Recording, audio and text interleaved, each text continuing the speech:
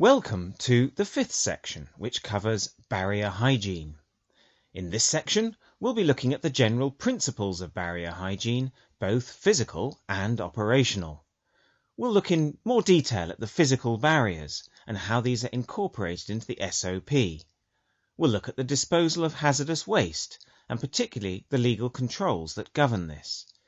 As before, you'll have the opportunity to test your knowledge with 8 multi-choice questions before moving on to the 6th and final section.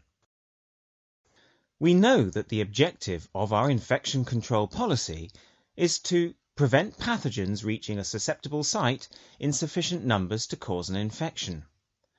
Barrier hygiene drills down into this wide definition to target the key areas in detail. These are the areas which, if carefully addressed within the practice, will be very effective in assisting us to secure the objective. Operational barriers, for example, the SOP, and physical barriers such as personal protection equipment, stand together as the foundations of good barrier hygiene. The barrier hygiene program in the practice will help to prevent an outbreak of a new microbial challenge before it starts, or secure that existing patients are protected from each other where disease transmission is a risk. In this sense, we're providing a process of prophylaxis. Another important wing of barrier hygiene is the prophylaxis provided in a treatment and intervention program. This includes inoculation and prophylaxis for parasitical invasion. Personal protection equipment, or PPE, is designed to protect the user from hazards and to make access to various locations safe from accidental introduction of an infectious agent or the transportation of an infectious agent out of the area. PPE includes barrier protection such as gloves, gowns, smocks, aprons, overalls, footwear covers and eyewear, all suitable to the risks involved.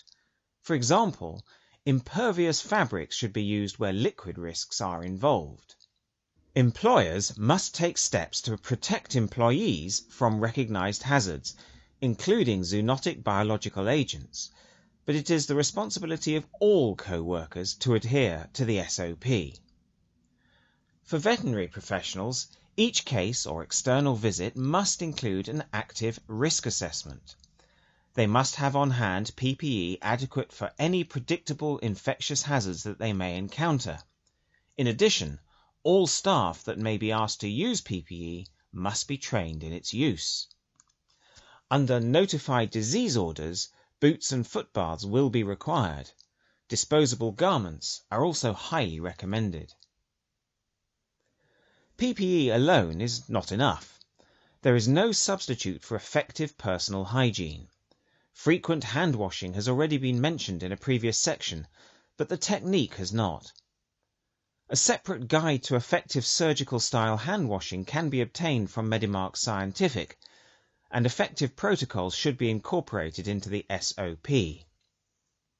Equipment such as liquid soap dispensers should be regularly cleaned and disinfected with a separate solution to the formula contained in the dispenser. The properly maintained isolation ward is a key element in barrier hygiene.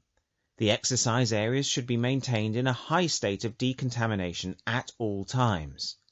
After each isolated animal is exercised, the strictest high-level cleaning and disinfection processes should be conducted.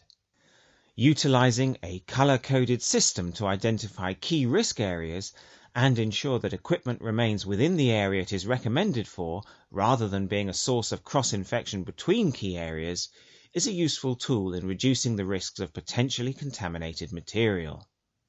Protection from insect vectors, using authorized chemical aids, is essential. Practices differ from each other according to clientele and market sector served. Some specialize in small animal medicine, others in equine, others in large animals.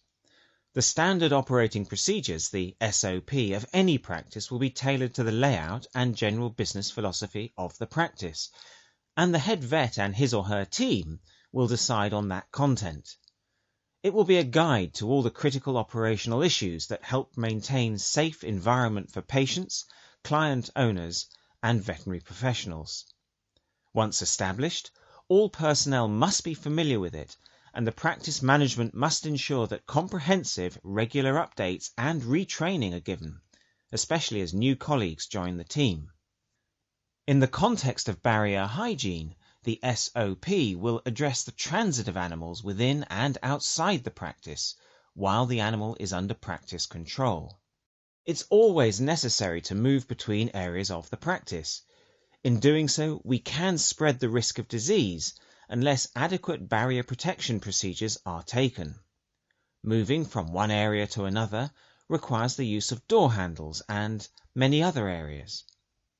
If you are exiting a recovery area, the isolation areas or theatre, without these precautions you may be unwittingly carrying pathogens and leaving infectious traces. Using barrier PPE such as fresh aprons and footwear covers, for example, will minimize this risk. The movement of animals into and out of isolation or recovery is a function of the animal's condition. Only a qualified veterinarian should authorize such movements, taking into account further infection risks to the patient and to others from the patient. The key to effective management of veterinary waste is clear identification and segregation. Some wastes are hazardous and require specialist disposal. This means the waste must first be identified and segregated. It is generally the responsibility under the relevant legislation for the waste producer to segregate hazardous waste and likely infectious material from standard non-infectious waste. Segregation should take place as close as possible to where the waste has been generated. It should be maintained in color-coded containers in separate storage pending removal. Safe storage of hazardous waste implies secure bagging in certified impervious bags. Double bagging should be adopted as policy subject to legislation. Bags with infectious waste should be marked with the International Infectious Substance symbol. Sharp waste, such as needles or disposable scalpels, should all be collected together in a specially regulated puncture-proof container. These should be rigid and impermeable. Out-of-date pharmaceuticals should be returned to specialist authorized agencies for disposal. We've now reached the end of Section 5, covering barrier hygiene. You can test your knowledge by taking the quiz. As before, just click on the quiz button below. And if you get any wrong, you can always review this video again to refresh your memory. You can now move on to Section 6, which is the last section in this module.